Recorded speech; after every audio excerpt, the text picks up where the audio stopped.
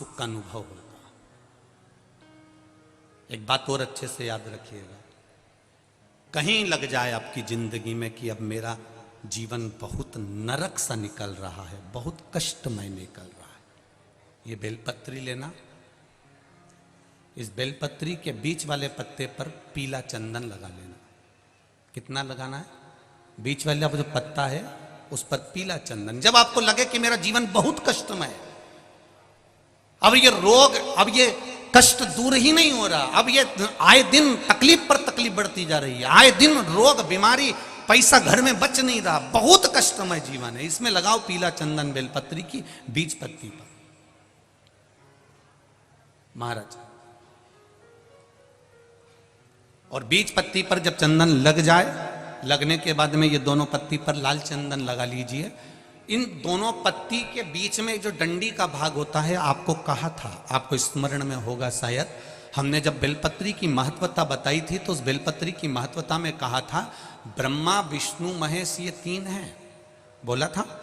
बीच में ये बड़ी पत्ती से लेकर जो दो पत्तियां होती हैं, इनके बीच में जो जगह बचती है, इसमें मां पार्वती के 64 योगनियां, मां पार्वती अपनी पूर्ण सिद्धि के साथ में जितनी भी देवी के स्वरूप हैं, वो माता 64 योगनियां देवी के स्वरूप में यहां पर विराजमान होती हैं।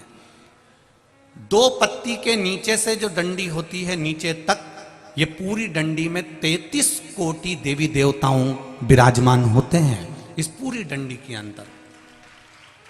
तो ये बीच वाली पत्ती है, ये जो बीच वाली पत्ती का जो भाग होता है, इस पत्ती के भाग में शहद का प्रयोग कर कर, यहां पीला चंदन, लाल चंदन, लाल चंदन, शहद का प्रयोग कर कर, इसी तरह से पकड़कर ये बेलपत्री की जो डंडी है वो अशुक सुंदरी पर जब आप समर्पित करें तो जहां से जल बहता है उस ओर पर इस पत्ती को चढ़ाकर केवल आपके हृदय की बात कहकर देवाधिदेव महादेव से कोई भी शिव जी का मंत्र, पंचाक्षर नमः शिवाय, षडाक्षर ओम नमः शिवाय, श्री शिवाय नमस्तुभ्यम, या महामृत्युंजय मंत्र, जो शिव का मंत्र हो आपके पास में, उसको बोलते हुए देवाधिदेव महादेव को धीरे धीरे जल की धार चढ़ाना प्रारंभ करो।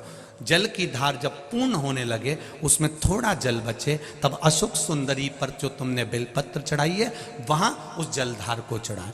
ये प्रयोग आपको केवल सोमवार की अष्टमी पढ़ने पर ही करना है। कौन से दिन करेंगे? जम के बोलिए जरा।